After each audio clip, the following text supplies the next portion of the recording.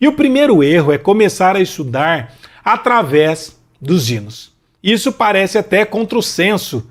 Muitos de vocês devem estar se perguntando, mas professor, eu não deveria começar através dos hinos? Não. E eu vou explicar isso para vocês.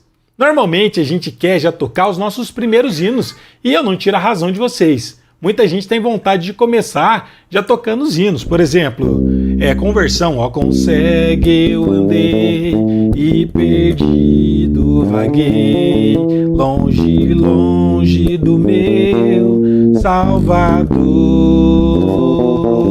Mas do céu ele desceu e teu sangue verteu pra salvar um tão pobre pecador. Ou então em espírito, em verdade, te adoramos,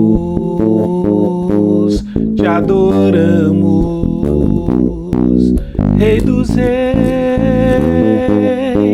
e Senhor, te entregamos nosso viver. Rei dos reis e Senhor, te entregamos nosso viver.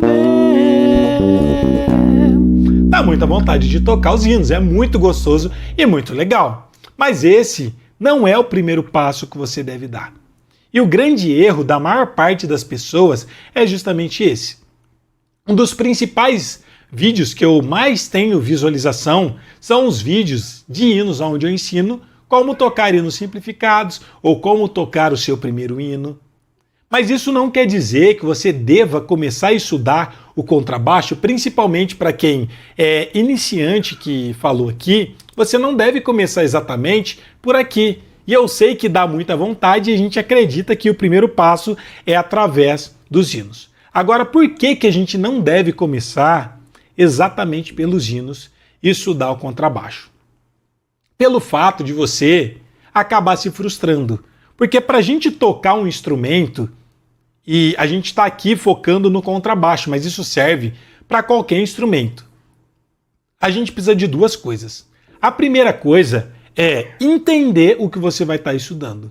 E a segunda coisa é você conseguir ter a coordenação motora suficiente para você conseguir estar executando o que você entendeu. E música é diferente de qualquer outra área, a gente tem que entender e tem que aplicar. Por exemplo, vou trazer para o nosso universo cristão. Se você vai fazer um curso de teologia, o que você precisa fazer? Simplesmente ler, entender, ir à aula e pronto, você já adquiriu aquele aprendizado. Para você que está fazendo um curso de matemática, de português, de qualquer área, você simplesmente entende, aplica e pronto. Agora, para nós que somos músicos, a gente precisa, além de entender o que a gente vai estudar, a gente também precisa executar. E o grande desafio aqui é exatamente conseguir executar. E se você está começando do absoluto zero, você ainda não tem coordenação motora suficiente para tocar na sua mão direita, fazer os ritmos, os grooves e tudo mais. E você também não vai conseguir ter ainda coordenação motora e nem conhecimento suficiente para conseguir tocar na sua mão esquerda. E sincronizar as duas mãos, para quem já toca, parece simples. Vocês vendo eu tocar, parece super simples, mas para quem está começando, que é a grande maioria, acaba se tornando um grande desafio para você conseguir estar tocando, evoluindo e aprofundando na música. Então, automaticamente, você tendo essa consciência, você já não se frustra. Porque se você já tentar tocar um hino desde o começo, sem passar por alguns temas específicos antes, por exemplo, você ter feito alguns exercícios, conhecer as notas, conhecer escalas, tocar alguns ritmos e entender antes, você vai se frustrar, porque você vai tentar tocar o seu primeiro hino, não vai sair talvez nada, você vai colocar a culpa em Deus e o mundo, vai falar, é por conta da minha idade, é porque eu não consigo estudar, é por conta do dom. E a gente começa a arrumar desculpas e acaba se frustrando e desistindo da música. Quantas igrejas que não tem músicos nenhum, gente? Que está carente de músicos? Por que que grande parte das igrejas não tem músicos nenhum? Porque as pessoas não seguem um método, tenta simplesmente entrar na internet e ver assuntos aleatórios e acaba se frustrando.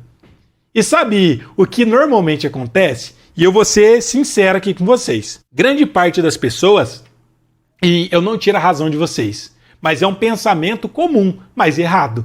Não é porque é comum que é certo. A gente tenta tocar sempre os hinos que mais chamam atenção. E quais são esses hinos? Normalmente, os que destacam melhor o baixo, que tem alguns riffs e frases que são complexos. E pelo fato da gente não ter esse conhecimento, essa sabedoria, a gente já começa no hino mais difícil, no hino errado, por não ter técnica, não ter entendimento, não sai nada, não consegue ter resultado e se frustra. Por exemplo, um hino que eu gosto muito, que é o hino do Fernandinho, e que o baixo destaca bastante, tem um riff muito legal, é o hino Dançar na Chuva. Ele é assim, ó, o riff do baixo. O baixo destaca bastante, ele é assim, ó.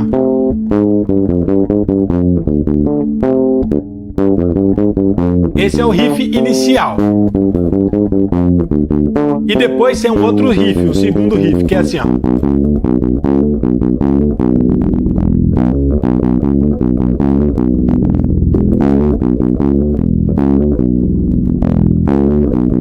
Aí vai ter um outro riff, que vai ficar assim, ó.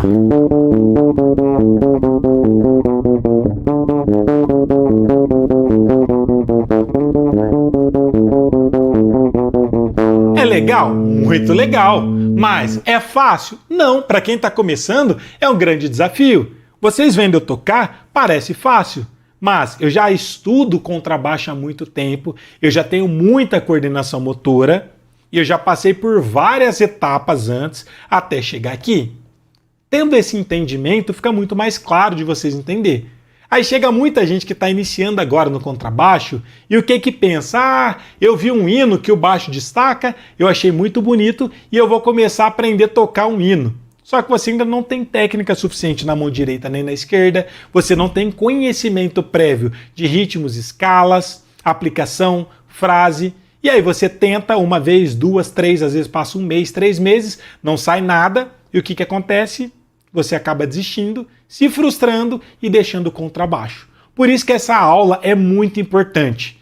Para quem já começou a estudar e pulou essas etapas, agora vocês vão entender aonde vocês erraram e onde você pode melhorar. E para quem está começando agora do início, vocês estão tendo a oportunidade de saber exatamente o que não fazer agora no início.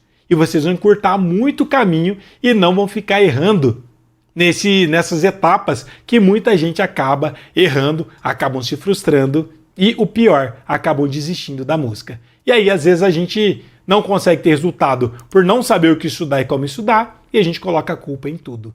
Enquanto você estiver com desculpas, achando que você não tem dom, não tem tempo, que a sua idade, você não vai ter tempo para mais nada. Quem é bom em desculpa, não é bom em mais nada. E aqui você está tendo essa clareza e entendimento do que não fazer no seu início no estudo no contrabaixo.